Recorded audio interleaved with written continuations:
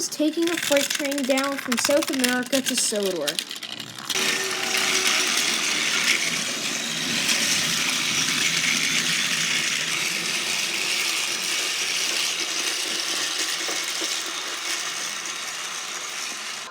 Later, after a long journey, the cars were put into a siding in the yard, and Salty went to go shunt more trucks. But what Greg didn't know is that a man had snuck aboard the train. His name was P.T. Boomer, and he had hidden his motorcycle in another car. He turned his motorcycle on and drove off onto the main line.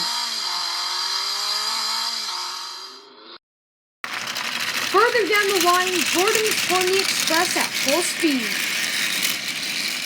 But Gordon didn't know about Boomer. Oh no! Look out! Boomer jumped off the track and sped through the yard. Watch out, me hearty, Salty said.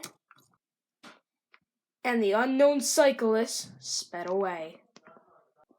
That afternoon, P.T. Boomer was at a station. He was looking at the works where Sir Topham Hatt was. Yes, I found Fat Hat, he said. Now I can destroy his worthless railway. And Boomer rode away. Henry headed down the main line. Hi, Henry. Hi, Toby. Meanwhile, when Henry was going up onto the bridge, Boomer was right near it, with a crate of dynamite next to him. Time to light this place up, he said. Henry headed out over the main line, and then, just as the second car got onto the bridge,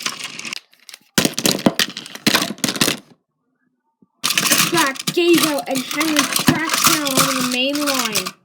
The cars that weren't on the bridge plunged down below.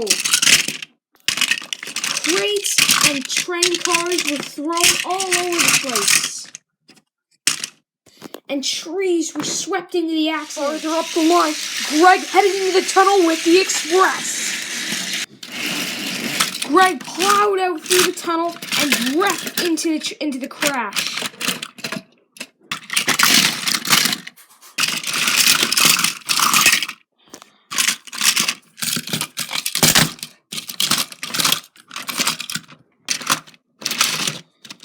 Then Henry plunged in.